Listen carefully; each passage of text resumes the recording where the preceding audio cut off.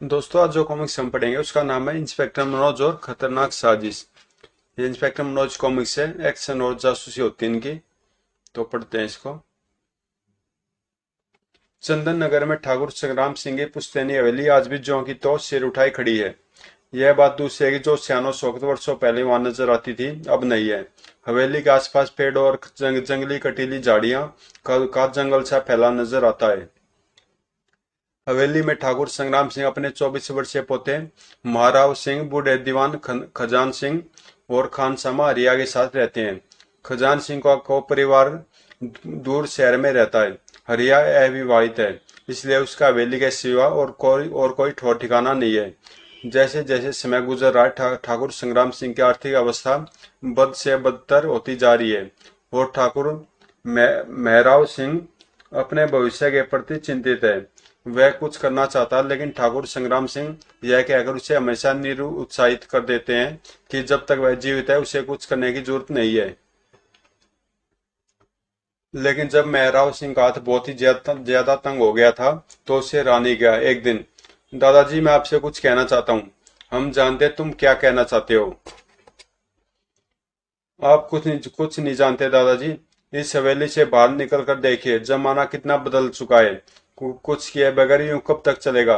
बहुत जल्दी भूखों मरने की नौबत आ जाएगी। ऐसी नौबत हमारे जीते जी कभी नहीं आएगी। तुम फिक्र करना छोड़ दो।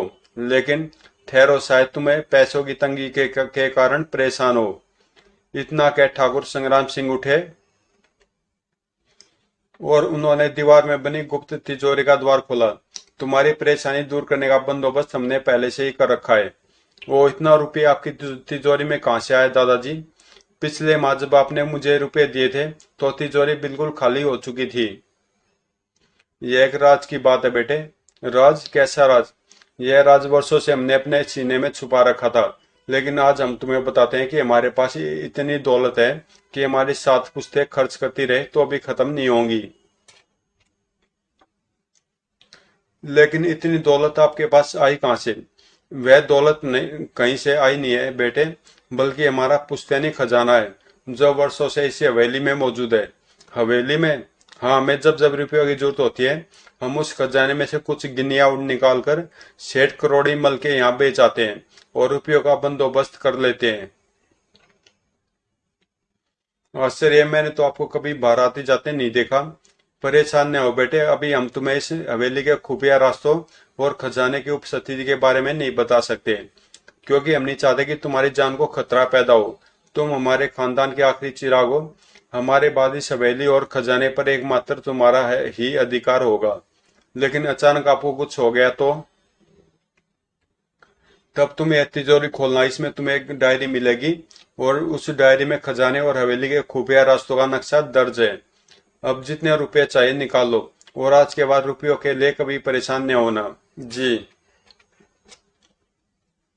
और जब संग्राम सिंह ने नोट निकाल लिए और जब मेहराव सिंह ने नोट निकाल लिए तो संग्राम सिंह ने तिजोरी को पूर्ववत बंद किया। और आज इस तिजोरी को खोलने और बंद करने का तरीका हमारे अलावा तुम भी जान चुके हो। लेकिन याद रहे, इस तिजोरी का राज किसी तीसरे पर जाहिर न होने पाए। जी। तत्पश्चात मेहराव सिंह कमरे से बाहर निकल गया। निकलते वक्त अगर मेहराव सिंह के नजर दीवार की आड़ में खड़े खानसामा रिया पर पड़ जाती तो शायद वह जान जाता कि तिजोरी और खजाने का राज अब राज नहीं रहा है। ओह, तो खजाने का नक्शा ठाकुर साहब के कमरे में मौजूद किसी तिजोरी में कैद है। मुझे बॉस को सूचित करना चाहिए। थोड़ी देर बाद हरिया फोन पर अपने बॉस से बात कर रहा था। बॉस, आपका ख्याल सही है, हवेली में खजाना गड़ा है और खजाने तक पहुंचने का रास्ता एक डायरी में दर्ज है। डायरी कहाँ है? डायरी ठाकुर साहब के कमरे में एक तिजोरी में बंद है। शाबाश हरिया, तुमने आज अपनी काबिलियत का परिचय देकर यह साबित कर दिया कि हमने तुम पर भरोसा करके कोई गलती नहीं की थी। अब तुम उस डायरी को हासिल करके हम तक पहुंचा दो। डायरी को हासिल करना इतना आसान नहीं है बॉस। बुड्ढा ठाकुर बड़ा मक्कार है। वह अपने कमरे का दरवाजा हर समय बंद रखता है। जब वह मेहराब सिंह को खजाने और तिजोरी का राज बता रहा था तब भी दरवाजा बंद था। इसलिए मैं यह नहीं जान सका कि तिजोरी कमरे में कहाँ है और उसे खोलने का तरीका क्या है। ठीक है, तुम ठाकुर के कमरे में घुसकर पहले उस तिजोरी का पता लगाओ। यह मुश्किल है बॉस। ठाकुर हर समय अपने कमरे में रहता है और दरवाजा अंदर से बंद रखता है। मौके का इंतजार करो, जब भी वह बाहर जाए तुम कमरे में दाखिल हो जाना। यही तो मुश्किल है बॉस, वह कब बाहर जाता और इसका पता ही नहीं चलता। मैंने आज तक उसे बाहर आते जाते नहीं देखा। इसका मतलब उसके कमरे में कोई खुफिया रास्ता मौजूद है। तुम उस खुफिया रास्ते का पता लगाओ, तुम्हारा काम आसान हो जाएगा। Yes boss. तभी दूसरी तरफ से संबंध विच्छेद कर दिया गया। अतः रिया ने रिसीवर क्रेडिट पर रख दिया, लेकिन वह इस बात से पूर्णतः बेखबर था कि पर्दे की आड़ में खड़ा एक रहस्यमय व्यक्ति उसके फोन पर हुई बातचीत सुन चुका है। मैं आज रात ही खुफिया रास्ते का पता लगाने की कोशिश करूंगा। ओह, तो मेरे अलावा कोई और भी गुप्त खजाने को हासिल करने के प्रयास में लगा हुआ है। दूसरे पल वह रहस्यमय आकृति उस जगह से हट गई। उसी रात करीब 11 बजे फोनव ठाकुर के कमरे से खुफिया रास्ता वैली के इस पिछले भाग में ही कहीं निकलता होगा।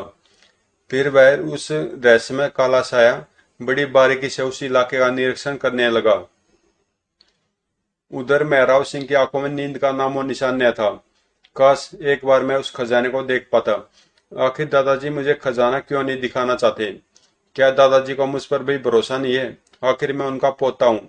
यह सोच मेहराब सिंह का मन अशांत हो उठा। वह उठकर कमरे में चहलकदमी करता हुआ खुली खिड़की के समीप जा खड़ा हुआ। तभी उसकी नजर बाहर अंधेरे में टहलते काले साये पर पड़ गई। अरे वह कौन है? और इतनी रात गए हवेली के पिछवाड़े क्या कर रहा है?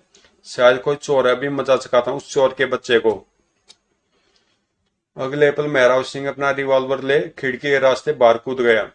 फिर दबे पांव उस स्यापोश की तरफ बढ़ने लगा। थोड़ी ही देर बाद, खबरदार चुपचाप अपने हाथ ऊपर उठा लो वरना गोली मार दूंगा। ओह! स्यापोश ने तुरंत अपने हाथ ऊपर उठा लिए।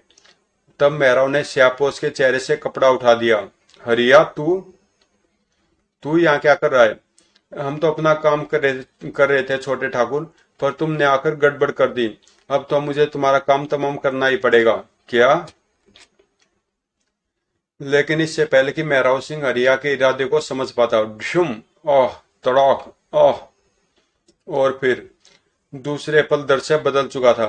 मुझे अफसोस है छोटे ठाकुर, पर मैं मजबूर हूँ। नहीं। लेकिन मेहराब की चीख का हरिया पर कोई असर नहीं हुआ। धौएं! ओह! उधर गोली और चीख की आवाज सुन ठाकुर संग्राम सिंह हड़बड़ाकर उठ बैठे।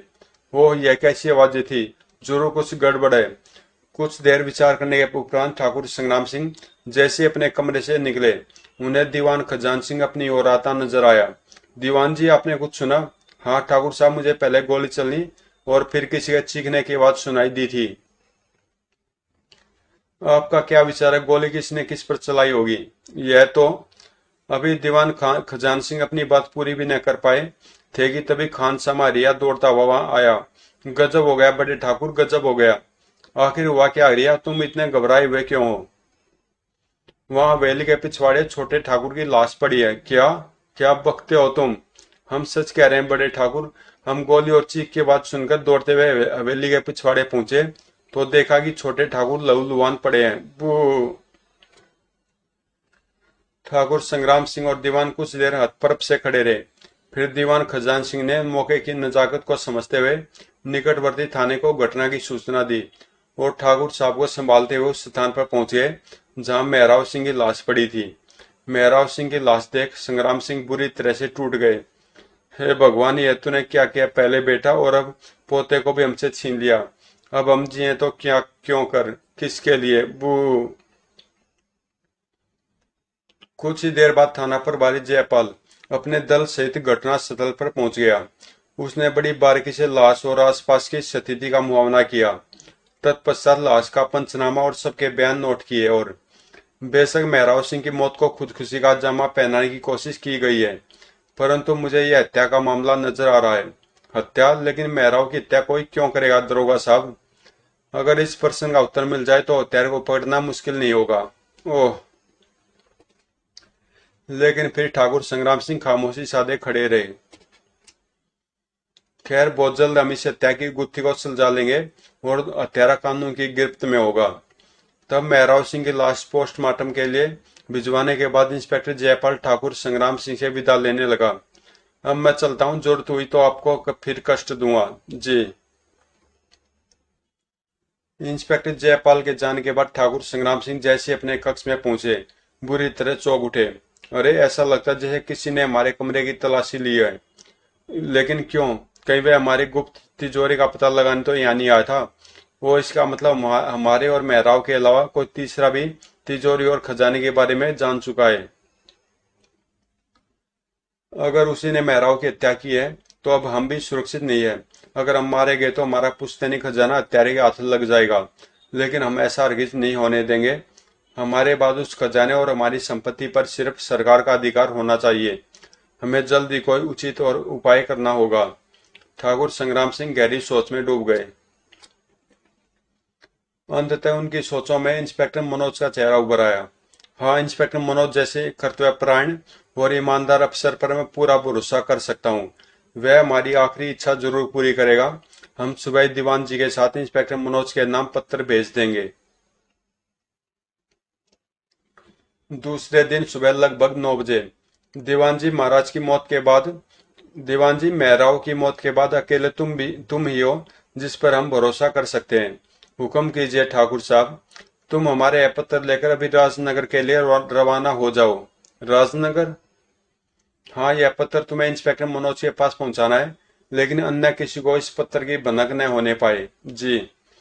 तत्पश्चात दीवान खजान सिंह ठाकुर संग्राम सिंह के विद्यालय प्रस्थान कर गया। दीवान खजान सिंह के हवेली से रवाना होने के थोड़ी देर बाद हरिया अपने अज्ञात बॉस को फोन पर ठाकुर संग्राम सिंह के क्रियाकलापों की जानकारी देने लगा। बॉस ठाकुर को शायद संदेह हो चुका है कि कोई उसके पुश्तैनी खजाने और गुप्त तिजोरी के बारे में जान चुका है। इसलिए उसने दीवान जी के हाथ इंस्पेक्टर मनोज को एक खत भेजा है। अगर इंस्पेक्टर मनोज यहाँ आ गया तो फिर हमारे इरादों पर पानी फिर जाएगा। क्या लिखा ठाकुर ने उस पत्र में, यह तो पता नहीं चल सका, पर ठाकुर इंस्पेक्टर मनोज से संबंध स्थापित करने की कोशिश ही हमारे लिए खतरे का संकेत है। इंस्पेक्टर मनोज ने मुझे यहाँ देख लिया तो सारा भेद उसकी समझ में आ जाएगा। होम, इस समय तुम्हारे अलावा हवेली में और कौन कौन है? इस समय ठाकुर और मेरे सिवाय यहाँ कोई नहीं है बॉस। फिर तो मौका अच्छा, इससे पहले कि इंस्पेक्टर मनोज ठाकुर से मिले तुम ठाकुर से खजाने का नक्शा हासिल कर लो। Yes boss.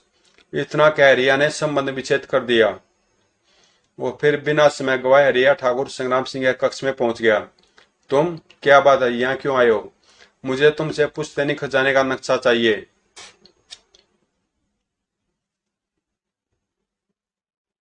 तुम्हारी यह जरूरत? गुस्सा क्यों होता है ठाकुर? ज्यादा गुस्सा तुम्हारी सेहत के लिए ठीक नहीं है। हम बूढ़े हो चुके हैं, तुम्हारे बाद उस खजाने का उपयोग करने वाला कोई भी नहीं है। खजाना हमारे हवाले कर दो, मैं वादा करता हूँ जब तक तुम जीवित रहोगे तुम्हें किसी चीज की कमी महसूस नहीं होने दूंगा। मैं खजाना तो क्या, खजाने की परछाई भी तेरे हाथ नहीं लगने दूंगा कमीने। मुझे नहीं मालूम था कि मैंने आस्तीन में सांप पाल रखा है। अगर तुमने मेरी बात नहीं मानी ठाकुर तो यह सांप तुम्हें डसने से जरा भी नहीं हिचकिचाएगा। वो अब समझा मेहराव का कत्ल भी तुम्ही ने किया है। हाँ, और अब तुम्हारी बारी है। हा हा हा। ठहर जा कमीने, अब तेरी असलियत पुलिस से छिपी नहीं रहेगी। इतना कह ठाकुर संग्राम सिंह कुर्सी से उठे और फोन पर थाने का नंबर डायल करने लगे। परंतु इससे पहले कि वे थाने से संपर्क स्थापित कर पाते हरिया ने फोन का तार काट डाला। पुलिस पर मेरा राज जाहिर करने के लिए तुम जिंदा नहीं रहोगे ठाकुर। फिर हरिया ने ठाकुर से खजाने का राज उगलवाने की जी तोड़ कोशिश की, लेकिन जब काफी समय गुजर गया और ठाकुर टस से मस नहीं हुआ तो हरिया अपना धैर्य खो बैठा। उफ, अब तुमने मुझे मजबूर कर दिया है। नहीं, अब भी वक्त है ठाकुर, खजाने का नक्शा मेरे हवाले कर दो, वरना तुम चाहे मेरी जान ले लो लेकिन खजाने का नक्शा मैं तुझे कभी नहीं दूंगा। ओह तड़ाक। तू ऐसे नहीं मानेगा बुड्ढे। और फिर आई तड़ाक। पर आर इतना शक्तिशाली था कि बुढ़ा संग्राम सिंह अपने होश खो बैठा। वो यह तो बेहोश हो गया। इसे जल्दी होश में लाना जरूरी है, मुझे फौरन पानी लाना चाहिए। यह निश्चय कर हरिया फौरन ठाकुर के कक्ष से बाहर निकल गया। फिर रसोई में पहुंचे उसने पानी की बाल्टी उठाई थी कि डोरबेल की घंटी बज उठी। टिंग। इस समय कौन आ गया? कहीं दीवान जी इंस्पेक्टर मनोज को लेकर तो नहीं पहुंच गए? तभी घंटी की आवाज उभरनी बंद होगी थोड़ी देर बाद कदमों की आहट सुनाई दी तो रिया पानी की बाल्टी वहीं रखकर दबे कदमों से दरवाजे की ओर बढ़ गया। अरे दरवाजा तो अंदर से बंद था, फिर आने वाला अंदर कैसे घुस आया? दरवाजे के निकट पहुंचकर अरिया ने झांक कर बाहर देखा तो बुरी तरह चौंक उठा।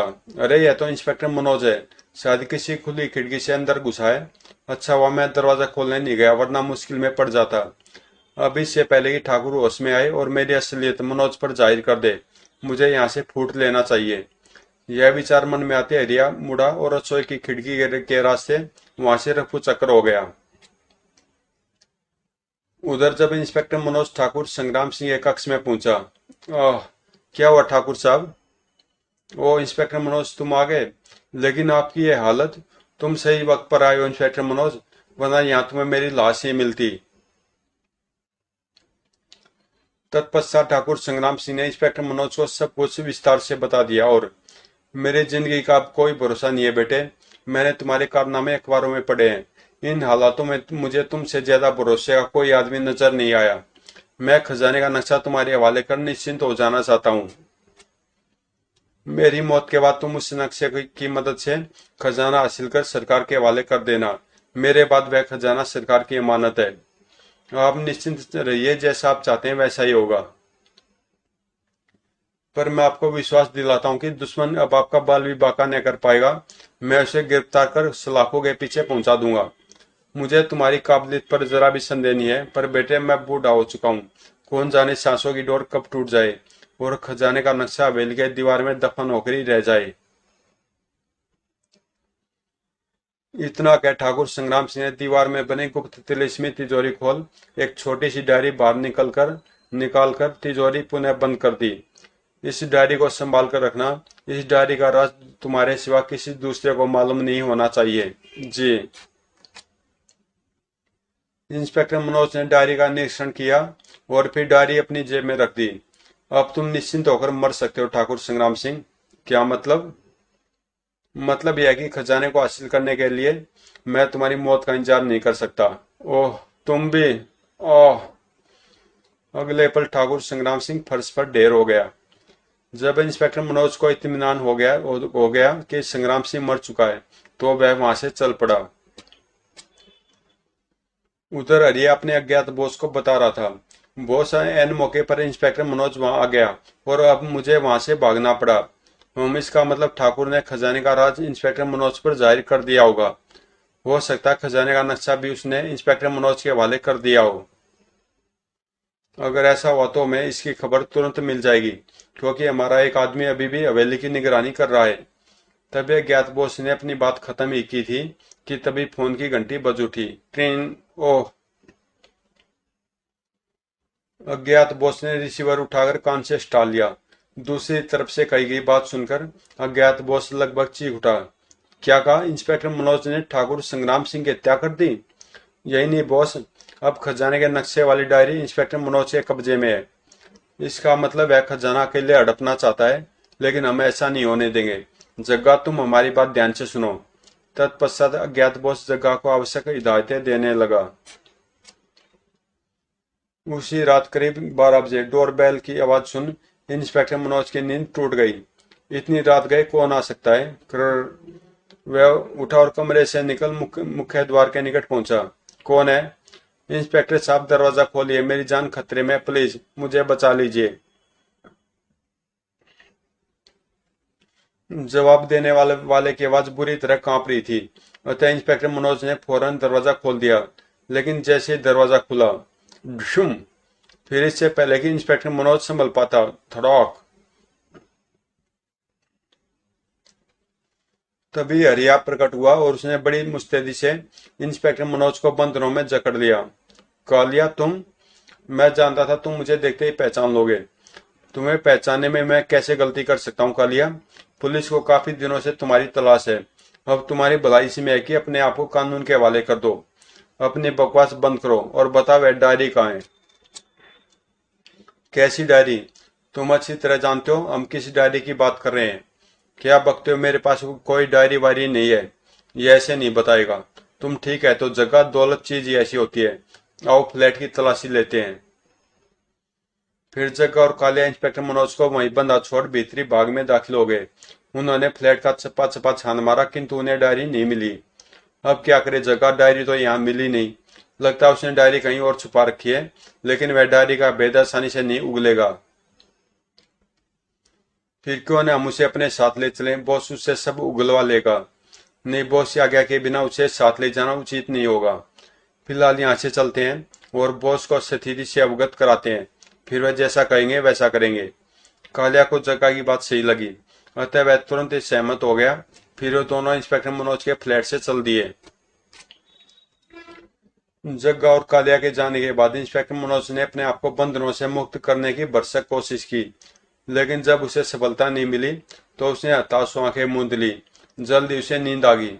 उसकी नींद तब टूटी जब हवलदार ने उसे पकड़कर झकझोर दिया। हवलदार तुम? सर, आप इस हालत में, आपकी यह दशा किसने की? यह मैं बाद में बताऊंगा, पहले मेरे बंधन खोलो। बंधन मुक्त होते ही इंस्पेक्टर मनोज ने हवलदार को रात की घटना के बारे में विस्तार से बताया। अगर तुम न आते तो पता नहीं कब तक मुझे इसी हाल में पड़े रहना पड़ता। लेकिन सर, यह डायरी का क्या चक्कर है? यह तो मेरी समझ में नहीं आ रहा है। आखिर वो मुझसे कौन सी डायरी प्राप्त करना चाहते थे? तभी फोन की घंटी बज उठी। ट्रिंग। Oh, hello inspector Manoj here. Inspector, कल रात मेरे आदमी तुम्हें कत्ल भी कर सकते थे। कौन हो तुम? मेरे बारे में जानकर तुम क्या करोगे? बस इतना जानना ही तुम्हारे लिए काफी होगा कि हमें वह डायरी चाहिए जो चंदनपुर के ठाकुर संग्राम सिंह ने तुम्हारे हवाले की थी। तुम्हें शायद गलतफहमी हो गई है। न तो मैं ठाकुर संग्राम सिंह को जानता हूँ और न ही मेरे पास कोई डायरी है। बनने की कोशिश मत करो इंस्पेक्टर। अगर तुम ठाकुर की हवेली में गए गड़ा खजाना के लिए हड़पने की सोच रहे हो तो यह ख्याल अपने दिल से निकाल दो। तुमने डायरी प्राप्त करने के बाद ठाकुर का कत्ल करके अगर यह समझ लिया कि किसी को तुम्हारी असलियत का पता नहीं चलेगा तो यह तुम्हारी भूल है, हम सब जानते हैं। क्या बक रहे हो तुम? डायरी के बदले हम तुम्हें मुंह मांगी रकम देने को तैयार है। हम तुम्हें 24 घंटे का समय देते हैं, अच्छी तरह सोच लो, हम तुम्हें फिर फोन करेंगे। इतना कहने के साथ ही दूसरी तरफ से संबंध विच्छेद कर दिया गया। अतः इंस्पेक्टर मनोज रिसीवर क्रेडिल पर रखते हुए होले से बुदबुदा उठा। समझ में नहीं आता यह डायरी और खजाने का क्या चक्कर है। क्या बात है सर, किसका फोन था? उसी अज्ञात अपराधी का जिसके आदमियों ने रात मुझ पर हमला किया था। तत्पश्चात इंस्पेक्टर मनोज ने हवलदार को फोन पर हुई बातचीत के बारे में विस्तार से बता दिया। पता नहीं है ठाकुर संग्राम सिंह कौन है जिसकी हत्या का जिम्मेदार यह अपराधी मुझे ठहरा रहा है। अगर आपने आज का अखबार पढ़ा होता तो आपको अपने सवाल का जवाब मिल गया होता। आज के अखबार में चंदनपुर के ठाकुर संग्राम सिंह रहस्यमय हत्या का समाचार छपा है। ओह, अब ठाकुर संग्राम सिंह हत्यारे और डायरी के खजाने के रहस्य का पता लगाना मेरा नैतिक कर्तव्य हो गया है। हमें चंदनपुर चलना चाहिए। Yes sir. तब इंस्पेक्टर मनोज नित्य क्रम आदि से निवृत्त हो तैयार हो गया और हवलदार के साथ चंदनपुर की ओर चल पड़ा। चंदनपुर पुलिस चौकी में पहुंच इंस्पेक्टर मनोज ने चौकी इंचार्ज से ठाकुर संग्राम सिंह की हत्या के संबंध में विस्तृत जानकारी हासिल की और पहले महराव सिंह और फिर संग्राम सिंह हत्या करने के पीछे अपराधी का मकसद उस डायरी को हासिल करना था जिसमें किसी खजाने का नक्शा दर्ज है। मैं समझा नहीं सर। आप ठाकुर साहब के नौकर हरिया और दीवान खजान सिंह की सरगर्मी से तलाश करवाइए। मुझे विश्वास है इन दोनों में से किसी का इस दोहरे हत्याकांड से संबंध जरूर है। हरिया की तलाश जारी है सर, लेकिन दीवान जी तो हवेली में ही मौजूद है। वो अभी आपने कहा था कि जब हम हवेली में पहुंचे तो वहां संग्राम सिंह की लाश के अलावा कोई मौजूद नहीं था। जी हाँ, उस समय हरिया और दीवान जी में से कोई भी हवेली में मौजूद नहीं था, लेकिन करीब 1 घंटा हुए दीवान जी यहाँ आए थे। हमने उनका बयान लेकर उन्हें जाने की इजाजत दे दी है। ओह, क्या बताया उसने? वारदात की रात वह कहाँ था? अजीब इत्तेफाक है सर। ठाकुर साहब ने सुबह ही उन्हें आपके नाम एक खत देकर भेजा था, लेकिन वे आप तक पहुंच नहीं पाए। मार्ग में ही कुछ अज्ञात लोगों ने उनका अपहरण कर लिया था। किसी तरह अपने अपहरणकर्ताओं की कैद से छूटकर जब वे हमारे पास रिपोर्ट लिखाने पहुंचे तो हमने उन्हें बताया कि ठाकुर साहब की हत्या हो चुकी है। अतः उन्होंने आपके पास जाने का विचार त्याग दिया और हवेली लौट गए। लेकिन आपको खबर मिल ही गई। मैं यहाँ इत्तेफाकन नहीं आया हूँ इंस्पेक्टर जयपाल। दरअसल जो अपराधी ठाकुर साहब से खजाने का नक्शा हासिल करने के फिराक में था, वह यह समझता कि नक्शे वाली डायरी मेरे कब्जे में है। फिर इंस्पेक्टर मनोज ने चौकी इंचार्ज को अपराधी द्वारा दी गई धमकी के बारे में बताया और दीवान खजान सिंह के बयान से साफ जाहिर है कि खजाने का नक्शा हासिल करने के लिए दो दल प्रयत्नशील थे। एक वह जिसने दीवान जी का अपहरण किया और मेरे भेष में किसी को ठाकुर साहब के पास भेजकर निश्चित रूप से नक्शे वाली डायरी हासिल करने में कामयाब हो गया। दूसरा दल वह जिसने मुझ पर हमला करवाया और धमकी दी। ओह सर, मुझे पूरा विश्वास है रिया और दीवान जी का हत्यारे से कुछ संबंध है। अगर हुक्म हो तो मैं दीवान जी को गिरफ्तार कर लूं, नहीं अभी इसकी जरूरत नहीं है। जैसा कि हम जानते हैं खजाना हवेली में ही कहीं मौजूद है। मुझे यकीन है कि खजाने के नक्शे की डायरी प्राप्त करने वाला दल जल्द से जल्द उस खजाने को वहां से ले जाने की कोशिश करेगा। बस उसी वक्त हम उसे दबोच लेंगे। ठीक है सर, मैं अभी हवेली की निगरानी पर अपने आदमी तैनात कर देता हूँ। नहीं जयपाल, हवेली की निगरानी मैं खुद करना चाहता हूँ। बस तुम हमारे ठहरने के लिए ऐसे स्थान की व्यवस्था कर दो जहाँ से हम हवेली पर नजर रख सके। समझिए सर, प्रबंध हो गया। हवेली से कुछ दूरी पर मेरे अंकल का बंगला है जो खाली पड़ा है। चलिए मैं आपको वहां पहुंचा देता हूँ। गुड। तत्पश्चात जयपाल इंस्पेक्टर मनोज और हवलदार को साथ ले वहां से चल पड़ा। बंगले में पहुंच इंस्पेक्टर मनोज ने आसपास की स्थिति का निरीक्षण किया और हमें तुम्हारे अंकल का बंगला पसंद आया। थैंक यू सर, अब मुझे इजाजत दीजिए। और फिर जयपाल के जाने के थोड़ी देर बाद खाने पीने का सामान भी बंगले पर पहुंच गया। इंस्पेक्टर मनोज और हवलदार भोजन करने के बाद सो गए, लेकिन सांझ ढलते हुए सजग को अलग अलग दिशाओं से हवेली की निगरानी पर तैनात हो गए। रात करीब 11 बजे इंस्पेक्टर मनोज को हवेली की छत पर प्रकाश का गोला चमकता नजर आया तो वह मन ही मन चौंक उठा। वो लगता कोई किसी को सिग्नल दे रहा है। अब मुझे देर नहीं करनी चाहिए। अगले पल इंस्पेक्टर मनोज हवलदार के निकट पहुंचा और उसे आवश्यक हिदायत दे छत के मुंडे के सारे नीचे जारी पाइपलाइन के सारे नीचे उतरकर बड़ी सावधानी से चलता हुआ जैसे हवेली के पिछवाड़े पहुंचा, उसकी नजर एक व्यक्ति पर पड़ गई जो विपरीत दिशा में जा रहा था। वो वह रहस्यमय व्यक्ति कौन है और इतनी रात गए कहीं यहाँ क्या कर रहा है? मुझे इसका पीछा करना चाहिए। फिर इंस्पेक्टर मनोज सफेद पोश व्यक्ति का पीछा करने लगा। सफेद पोश व्यक्ति कुछ फासले पर निकट कुएं के निकट पहुंचकर रुक गया। थोड़ी देर बाद एक स्टेशन वैगन वहां कर रुकी और 5 कद्दावर व्यक्ति वैगन से उतरकर एक कतार में सफेद पोश के सामने आ खड़े हुए। तुम लोग फौरन कुएं में उतर जाओ और खजाना पेटियों में भरकर ऊपर ले आओ। Hurry up. Yes sir. Oh, तो यह बात है, मेरा शक ठीक निकला। फिर जैसे पांचों व्यक्ति कुएं में उतरे, इंस्पेक्टर मनोज ने पॉकेट ट्रांसमीटर निकालकर हवलदार से संबंध स्थापित कर उसे पुलिस फोर्स के साथ वहां पहुंचने का आदेश दे दिया। तत्पश्चात ट्रांसमीटर ऑफ कर इंस्पेक्टर मनोज ने जेब के हवाले किया और पांचों व्यक्तियों की खजाने के साथ बाहर आने की प्रतीक्षा करने लगा। लगभग 15 मिनट बाद खजाने की पेटियां बाहर आने लगी। जब पेटियां बाहर आ गई तो पांचों व्यक्ति भी बाहर आ गए।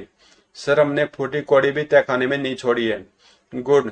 अब पेटियां वैगन में लाद दो, हमें फौरन यहाँ से निकल चलना चाहिए। Yes sir. तभी खबरदार कोई अपनी जगह से नहीं ले।